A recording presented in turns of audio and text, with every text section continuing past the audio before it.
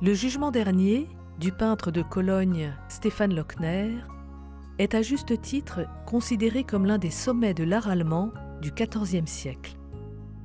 Il reprend tous les éléments d'un sujet iconographique qui mit des centaines d'années à se préciser et les assemble dans une composition exemplaire aux couleurs éblouissantes. Dans l'art de l'Église latine, le jugement dernier, qui combine plusieurs textes du Nouveau Testament, superpose en réalité 3 images, ce que révèle bien la composition générale du tableau. On reconnaît d'abord ce que l'Église grecque nomme déisis, c'est-à-dire une intercession. Marie, à gauche, drapée dans un manteau couleur améthyste, et Jean le Baptiste à droite, dans un manteau d'émeraude, invite Jésus au centre, vêtu d'un magnifique manteau rouge rubis, laissant apparaître ses plaies à la miséricorde. Celui-ci est assis d'après une imagerie héritée du livre de l'Apocalypse sur 2 arcs-en-ciel. Il fait de la main droite un geste pour bénir les élus et de la gauche, il envoie les damnés vers l'enfer.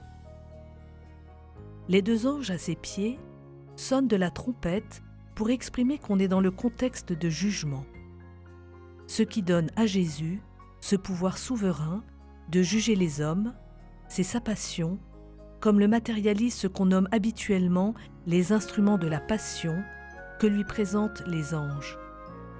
Les fouets, la couronne d'épines, la lance, la croix.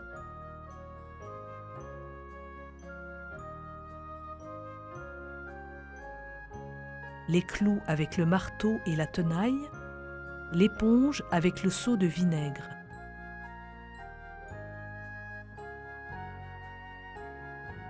La seconde scène est celle d'une résurrection des morts. Ces derniers jaillissent, tout nus de la terre, pour correspondre à la fameuse parole de Job.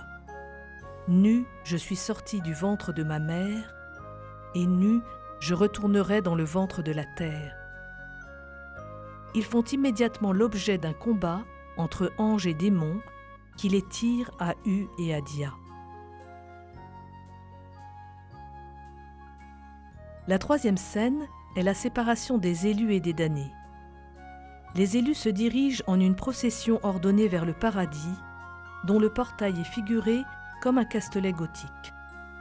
Ils sont accueillis par Pierre, qui se tient à la porte comme un parfait hôte, accompagné de quelques anges. Les damnés sont poussés dans une confusion beaucoup plus grande vers la bouche de l'enfer, représenté depuis le Moyen Âge comme un démon dévorateur. Il est intéressant de regarder qui sont les uns et les autres. Si on reconnaît au passage de la porte des élus un roi, un évêque et un pape, ce sont surtout des hommes et des femmes laïques qui se distinguent par leur chevelure abondante. On identifie quelques clercs qui, eux, se signalent par leur tonsure plus ou moins large. À droite, les damnés sont beaucoup plus divers. Au fond, les turbans, les casques des Ottomans évoquent les musulmans. Les curieux bonnets à pointe désignent les juifs. Puis viennent les goinfres, reconnaissables à leur embonpoint, les ivrognes qui ont encore leur verre à la main, les avares qui traînent leurs sacs à pièces d'or.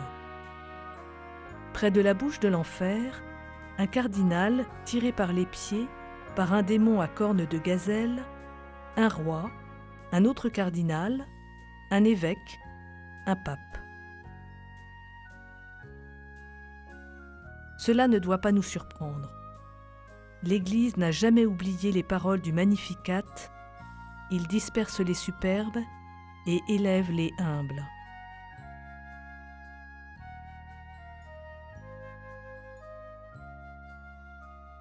En outre, les recherches récentes ont montré que ce tableau était à l'origine destiné à orner la chambre du conseil de l'hôtel de ville de Cologne. Belle invitation pour les échevins et les bourgmestres à ne pas abuser de leur pouvoir.